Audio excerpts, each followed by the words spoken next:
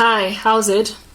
We're in the next part, and in the previous part I was speaking about what God was showing me and how it links to everything that I'm speaking, and it ties into South Africa at large as a judged land. I spoke about this cousin of mine who is like this character in Alice in Borderland that is just bitter inside some transitory phase and wants to take as many people with her out as possible, and she's got it in real hard and real bad for me in particular, and she's telling herself that she's not going to die alone and she's going to go out with a shout, so she can't stop consulting mediums and disangoma and all these things to get her thing done. And the reason why she is like, what's made her essentially kind of terminally ill in the spiritual sense is that she's been busted for being a witch. If at all this was still the olden days, she would get found by villagers and burnt. Do you understand? That like people are aware. She's losing friends.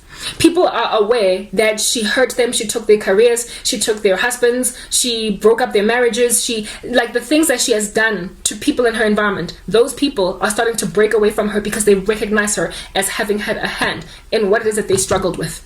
So it didn't even, like, first of all, my life is a very telling story because we were very close, and then all of a sudden we separated, things got really harsh, and we went our separate ways in a very like exposy fashion. Like, my life is the biggest testimony against her, so her involvement in dark arts.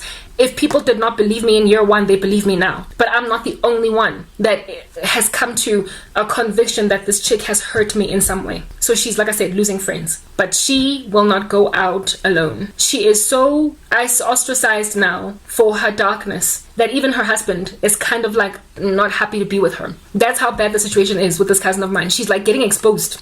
And it's not only by me. Okay. And she just wants to finish this thing off. Now, how does God showing me that this cousin of mine is like that dude in Alice in Borderland apply to the grander scheme of the South African narrative?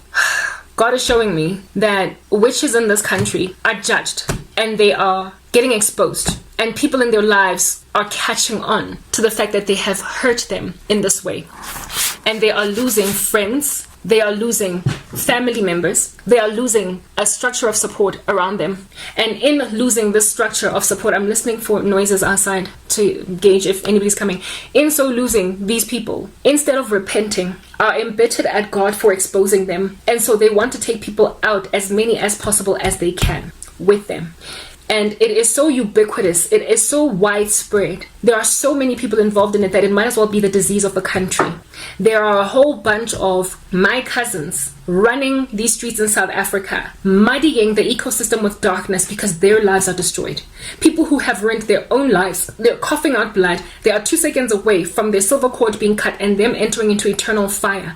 And they are aware of that. They've been warned, they have been evangelized and have rejected the gospel. And in the state that they're in, they want to bring as many people down as possible with them. They are angry that mobs essentially are coming up against them on some umoloyi waloya. You're a witch. They can't stand that. Instead of repenting and seeking to live a better life because now they've been busted, they want to, oh, so I'm a witch, you say I'm a witch, well, this is what I'm going to do, I'm going to prove I'm a witch. If in my dying you're coming with me. They are reinvesting sorcery in the same people that got them busted for being witches to not only finish themselves, they're like suicide bombers. God has shown me that there are so many suicide bombers in South Africa right now that it might as well be a national crisis. It is an epidemic. It is a spreading gangrene of people that have been busted for sorcery.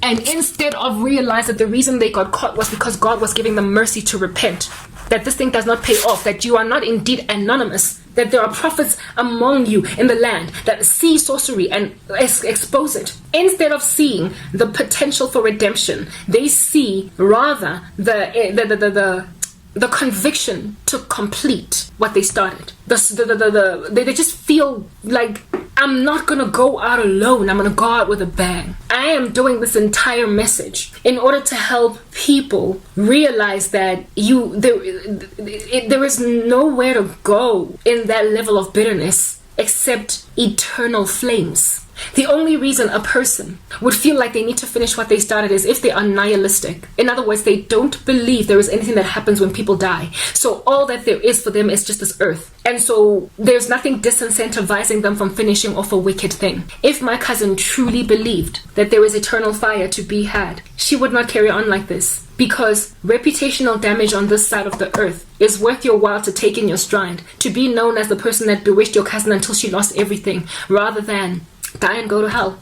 It is because they don't believe in a heaven. They've been handed over to their reprobate mind. They, thanks to their witchcraft appearing to have worked. Imagine that if God did not intervene in the life of Karabo, if God did not fix Karabo's life and give her her job back, or husband and children and all that jazz, if God did not do any of that, then he must not exist. So this wickedness of mine, I can do it until I die, and then die and just like lay in the sand, lay in the ground forever and ever with nothing going on, but I will have done a solid on Karabo in the run-up to. Nihilistic beliefs are what is causing my countrymen of worth of witches to finish what they started despite being exposed. It's because they're content with death now. They realize they've brought it upon themselves, but they're telling themselves, I'm going to go out with a shout, because they don't believe that there is an eternity of anything. They think it's just emptiness, dark. That this, like, how in the world do you believe in spirits? How in the world do you believe in witchcraft? There is obviously a spiritual realm, and not anticipate there might actually be a hell or a heaven or some kind of spiritual existence after you die.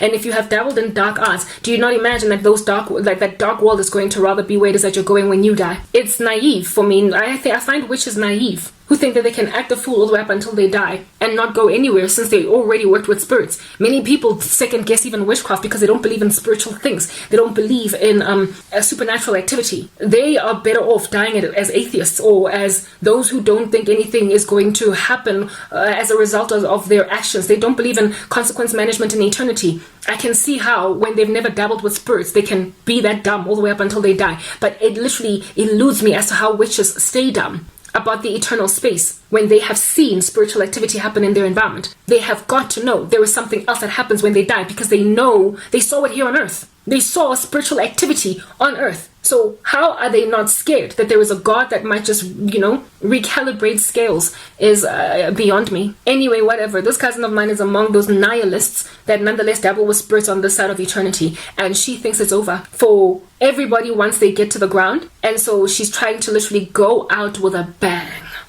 And she's not the only one. The country is in a crisis of witches trying to go out with a bang. Witches that have been busted trying to go out with a bang. The next dream that I got then is the one that the Lord gave me to help me understand what is the cause of all of these witches that want to go out with a bang despite being evangelized by Christians in their lives, despite being busted by non-believers in their lives, but non-believers nonetheless that eventually figured out that this person is a witch. Despite all of these judgments of God falling on them, why are they not repenting?